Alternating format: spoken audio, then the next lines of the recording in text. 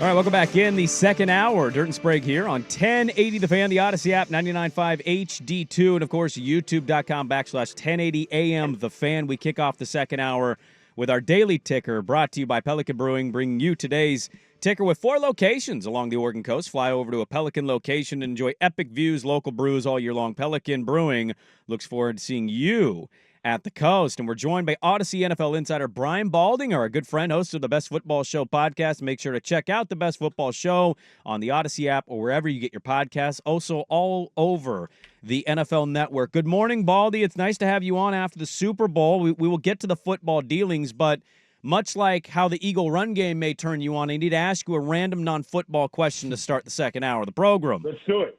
Yesterday, we stumbled across how many pumps of butter one gets at a movie theater. Now, I'm a no-pump man because I don't like that liquid gold goo. My co-host is like a 5-pump man. Brian Baldinger goes to a movie. How many pumps, if any, of butter is Brian Baldinger getting? It's a great question. It really is a revealing, great question. I can't remember the last time I put butter on my popcorn. It's too much. I love popcorn. I love going to movies and eating the big tub of popcorn.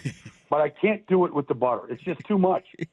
Amen, brother. Amen. Yeah. The upset of the day. Yeah, I think I got that right, guys, honestly. Yeah. I can eat popcorn with the best of them. Yep. I'm a junkie, but I can't do the pumps of butter on it. Yeah. Look, Baldy, you can't be right about everything. It's okay. I'll allow you to be wrong on this one. What are the other Baldy go-to snacks at a movie theater? What else are you grabbing as you're walking through? Chocolate covered raisins. I'm addicted. I feel like that dog that just can eat snacks all day long. I don't care how big the box is. There's not enough in the box to finish the movie.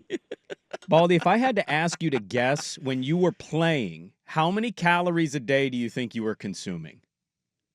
Well, I was trying to get 9,000 to 10,000 in a day because I remember I was doing everything I could to get to 300 pounds. And I remember one time I got to 302, and I went out and I partied like I was a rock star. There wasn't a tequila I didn't drink. I thought life began at 300. And so I remember how hard I worked to earn that 300 pounds and to become an official 300-pounder. Yeah, well, we're proud of you, man, for achieving that goal. And speaking of 300 pounds, the entire Eagle offensive line, as the Chiefs found out, is 300 pounds. I mean, we joke with you about that run game and how it makes you feel romantically, but seriously, holy crap, the Eagle offensive line, the Eagle defensive line, the Super Bowl itself, how shocked you were to watch them move both sides of the ball.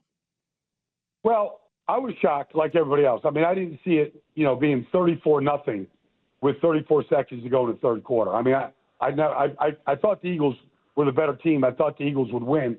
I thought they would go 4-0 in the postseason, and they did, but not to the degree that we witnessed, where literally Patrick Mahomes dropped back 38 times in the game.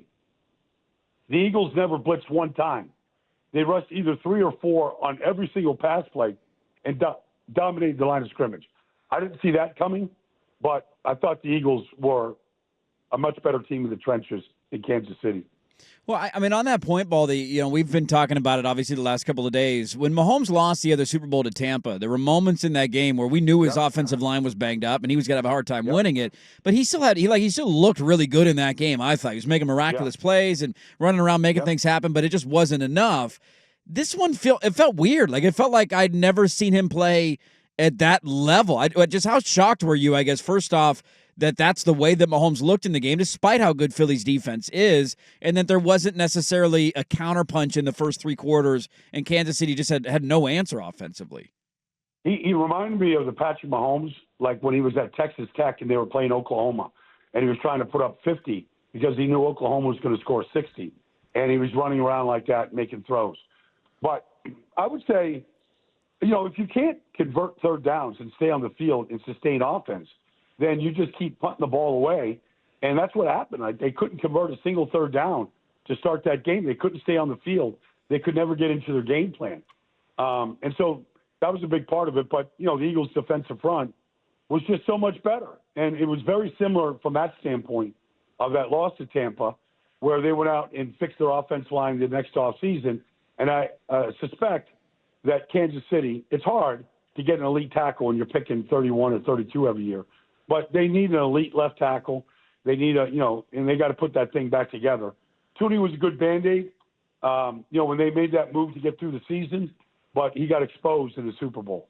Yeah. Our Daily Ticker guest here is Brian Baldinger, our Odyssey NFL insider, host of the Best Football Show. Make sure you check out the Best Football Show on the Odyssey app or wherever you get your podcasts.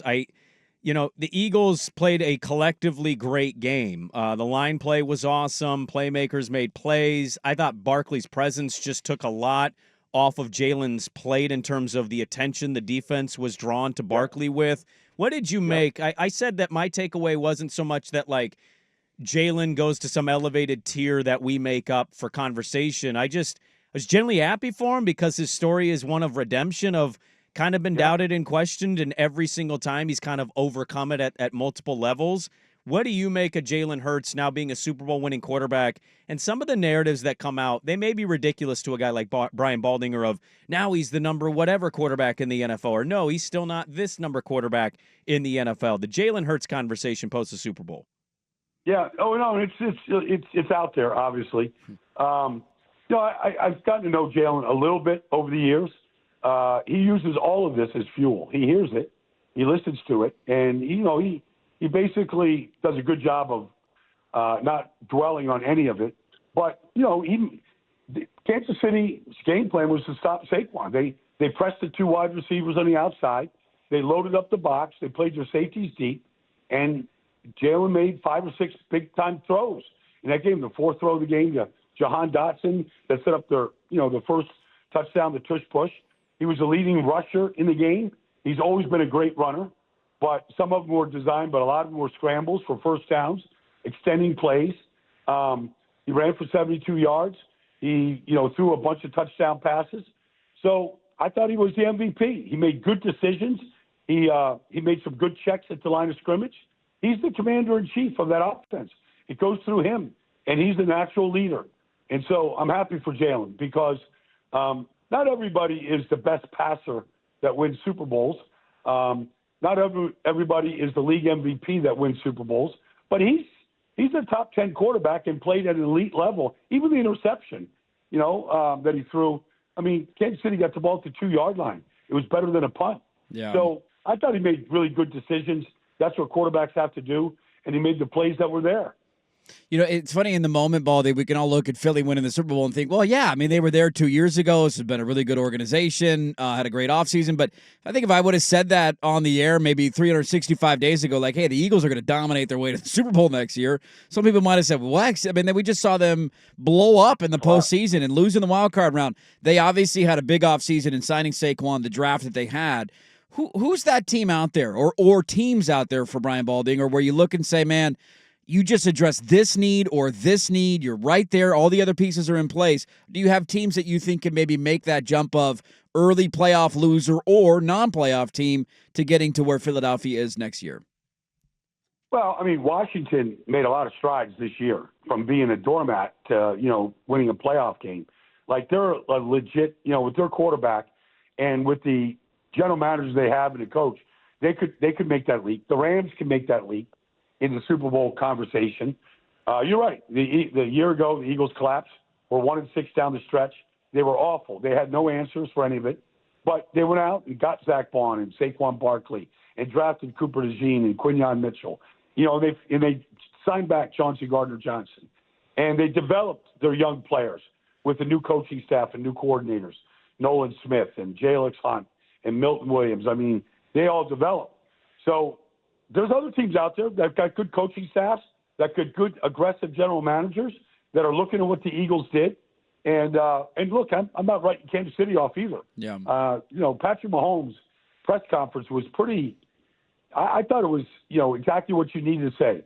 We're going to be right. We're going to get back here. This is going to sting. I'm never going to forget this. And I think that's the approach that Kansas City is going to take. But I think there's a couple of teams that could do what the Eagles have done this year, if not the Eagles themselves again next year. Odyssey NFL insider Brian Baldinger, our guest here on the Daily Ticker, brought to you by Pelican Brewing. An NFL coach calls you and says, Baldy, you were a big ugly once. What would you tell our defensive players of how to stop the tush push? Well, I mean, that's just straight physics. Like all these guys on defense that are jumping over the pile, you're not stopping that push by jumping over the pile, by leaving your feet. Physics is, if you watch this play closely, and the Eagles were great at it before the tush push, when Carson Wentz went 36-38 on quarterback sneaks, the key is keep your feet in the ground. Don't let your knees hit the ground where you stop the inertia and the momentum. Like you keep the inertia and momentum going. You keep driving and you push them from behind. When I watch teams fail in this play, they fail because they don't understand physics. You've got to stay connected to the ground, and then you just keep pushing and gaining real estate inch by inch. But the defenses that are out there doing what they're doing, where they're just diving, there's no power to that. And so you've got to literally, in a rugby scrum, you got to match the push going forward. The offense has the advantage because they know the snap count. So they get the initial surge. But in order to stop it and make that quarterback go sideways where the whistle gets blown, you got to match that force.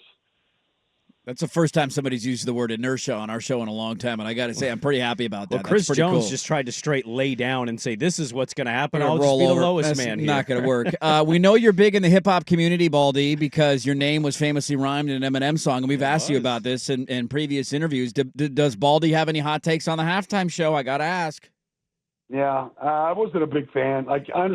Like now that it's explained to me what was going on, I needed it explained on TikTok and all these social media because I didn't really understand it. Yeah, and it's not like I've got Kendrick Lamar and not like he's not Springsteen to me. Everybody has their own take. They're not U2, but I didn't really understand it.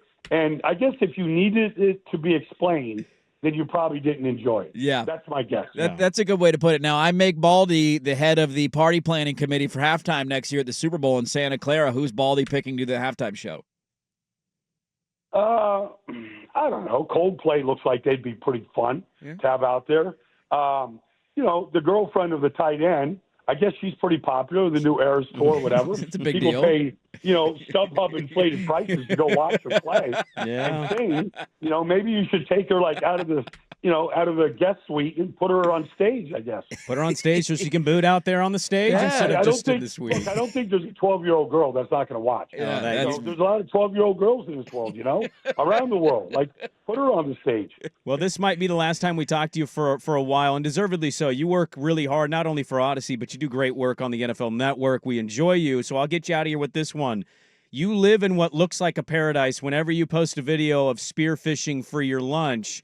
I'm always jealous of what it looks like where you live. So Brian Baldinger offseason, maybe it's not till after the draft, but where do you and the girlfriend, do you go on a big vacation? What do you schedule when the offseason hits Brian Baldinger?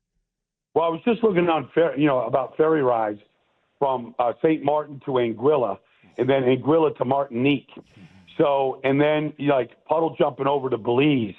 So, on Friday, I guess if you're on Friday, we're still putting the trip together. But yeah, I'm going to be, I'll be snorkeling every day in the Caribbean for sure. And if I can find some sharks along the way, that's just going to make my day. Absolute psychopath. Let me find the sharks. I'm trying to swim away from the sharks. I love it. We're jealous. We're living through you this offseason, Baldy. Oh, Baldy, thank you so much for hopping on this season all it was throughout. Fun all year, guys. Yeah, all year. It really was. If you want to get me during the draft or free agency, just give me a buzz. I'm there for you all the time. My man, thank you so much. We appreciate it. Okay, guys. You got it, man. Thanks. That was Odyssey NFL insider Brian Baldinger, host of the Best Football Show podcast. Make sure to check out the Best Football Show on the Odyssey app or wherever you get your podcasts. He's brought to you on the Daily Ticker by our great friends at Pelican Brewing. 4 locations along the Oregon coast. Fly over to a Pelican location. Enjoy epic views, local brews all year long. Pelican Brewing looks forward to seeing you at the coast.